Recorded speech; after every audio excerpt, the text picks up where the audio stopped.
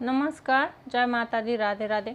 प्रणाम आप सभी को। मैं आप सबका हार्दिक स्वागत, अभिनंदन, वंदन, वेलकम करती हूँ अपने इस प्यारे से यूट्यूब चैनल में। आज हम बात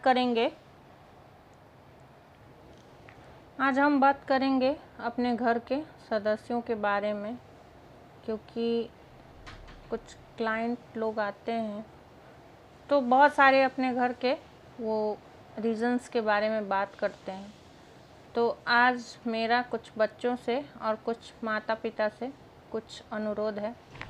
कुछ पेरेंट आते हैं तो वो कहते हैं कि मैंने बहुत मुश्किलों से इसको पाला है, इसको पढ़ाया है, लिखाया है या जो भी किया है, और आज जब हमको करने की बारी आई तो हमारा बेटा हमको छोड़कर चला गया, हमारी बहू हमको छोड़कर चली गई।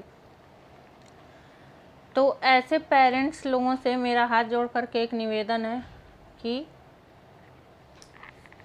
सभी लोग बच्चों को, सभी माँ बाप का फ़र्ज़ होता है बच्चों को करना है।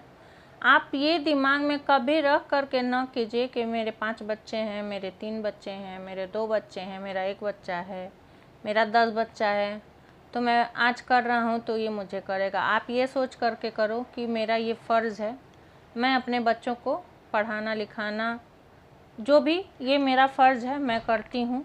मेरा जो लिखा होगा उस ऊपर वाले ने वो मेरे साथ होगा, क्योंकि किसी का बच्चा नहीं करता, किसी के माँ बाप नहीं करते, सब करने वाला जो है वो ऊपर वाला है।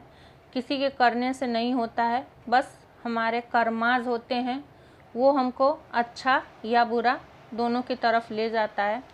तो जब भी आप लालच करके, इसको लालच बोलते हैं, कि यदि आप लालच करके और बच्चों को पालेंगे, उनको पढ़ाएंगे लिखाएंगे, आप सोचेंगे कल मुझे करेगा, तो वो 100% आप लिख करके रख लो, वो बच्चे नहीं करते हैं जिनको किसी भी लालच के थ्रू पाला जाता है। आप एकदम निस्वार्थ भाव से उनका लालन पालन करिए और देखिएगा कि वो बच्चे आपके बुढ़ापे का सहारा, बिल्कुल आपके बुढ़ापे की लाठी वो बनेंगे, जिनको आप निस्वार्थ भाव से करेंगे। लेकिन अगर कहीं मन में आप ये लालच रख करके करते हैं तो फिर तो बेड़ा गर्क होना निश्चित है, क्योंकि यही कर्म का विधान है।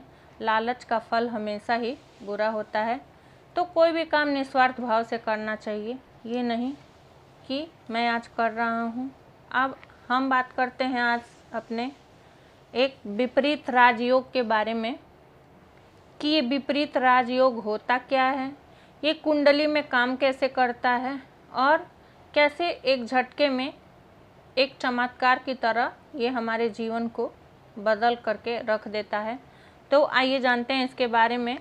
और प्लीज़ बच्चों से भी अनुरोध है कि अपने माँ बाप की भावनाओं को समझें, उनकी रिस्पेक्ट करें, उनकी इज्जत करें, क्योंकि उनका भी सहारा सिर्फ आप और आप हो, उनके लिए भी कोई दूसरा सहारा नहीं है।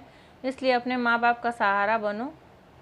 अगर आप उस लायक हैं तो अपने माँ बाप की सेवा निस्वार्थ भाव से आप भी कीजिए, आपके लिए भी ये बहुत बढ़िया रहेगा। अब आते हैं अपने टॉपिक पे, विपरीत राजयोग के बारे में जानते हैं, इस पर कुछ चर्चा करते हैं। विपरीत राजयोग जो है वो बनता कैसे है? यह त्रिक भावों में 6, 8, 12 के जो भी स्वामी हैं उनकी युति से ये विपरीत राजयोग बनता है। यदि 6, 8, 12 में कोई शुभ ग्रह है या उसकी युति बन रही है तो ये विपरीत राजयोग आपकी कुंडली में 100% बनेगा, और इसका आपको चमत्कार भी देखने को मिलेगा। आइए जानते हैं कैसे। कुंडली में 6ठा भाव जो होता है वो ऋण का स्थान होता है, कर्ज का स्थान होता है। किसी जातक की कुंडली में यदि 6ठा भाव पीड़ित होने की वजह से आपके ऊपर लाखों का कर्ज हो गया हो, या आपके ऊपर इतना ज़्यादा कर्ज हो गया है कि आप बिल्कुल मानसिक डिप्रेशन में आ गए हैं, आप मानसिक अवसाद से घिर गए हैं और आपको कोई रास्ता नज़र नहीं आ रहा है, और अचानक से आपके जीवन में कोई एक बंदा आता है, कोई एक आया मदद करने वाला, और आप उसकी मदद से अचानक से अपने सारे कर्ज उतार लेते हैं। कोई ऐसा योग, कोई ऐसा रास्ता निकल आता है कि अचानक से आपके सारे कर्जे समाप्त हो जाते हैं, चुक जाते हैं, उतर जाता है आपके ऊपर से कर्जा। इसको बोलते हैं विपरीत राजयोग। कुंडली का 8वां भाव जातक की निर्धनता एवं संघर्ष का होता है। अगर उस जातक को कहीं से किसी की मदद से कोई ऐसा जॉब मिल गया, कोई ऐसा बिजनेस उसने किया और वो अचानक से सफल हो गया और उसकी गरीबी एवं निर्धनता और उसका संघर्ष खत्म हो गया, इसको भी विपरीत राजयोग बोलते हैं। और यदि किसी जातक की कुंडली में 12वां भाव जो होता है वो व्यय का भाव होता है और आपके व्यय भाव पे मतलब आपको बिजनेस में हानि पे हानि हो रही है, आपका व्यय भाव इतना ज़्यादा खर्चीला कि आपके पास धन रुक नहीं रहा है और अचानक से उस धन में लगाम लगना शुरू हो जाता है, यानी धन रुकने लगता है। अचानक से हानि के जगह पे आपको फ़ायदा होने लगता है और धन संचय होना शुरू हो जाता है, तो ये भी विपरीत राजयोग का ही एक प्रभाव है। इसे ही विपरीत राजयोग कहते हैं और विपरीत राजयोगों का यह शुभ परिणाम होता है। आज के लिए बस इतना ही। राधे राधे, जय माता दी। हृदय से धन्यवाद आप सभी का। प्लीज़ मेरे वीडियो को ज़्यादा से ज़्यादा लाइक करें, कमेंट करें, कमेंट में जय माता दी लिखना न भूलें। अपना और अपनों का ध्यान रखें, अपने स्वास्थ्य का ध्यान रखें, अपने अपनों के स्वास्थ्य का ध्यान रखें। पानी ज़्यादा से ज़्यादा पिएं, पेड़ पौधे ज़्यादा से ज़्यादा लगाएं, दूसरों की भलाई करते रहें।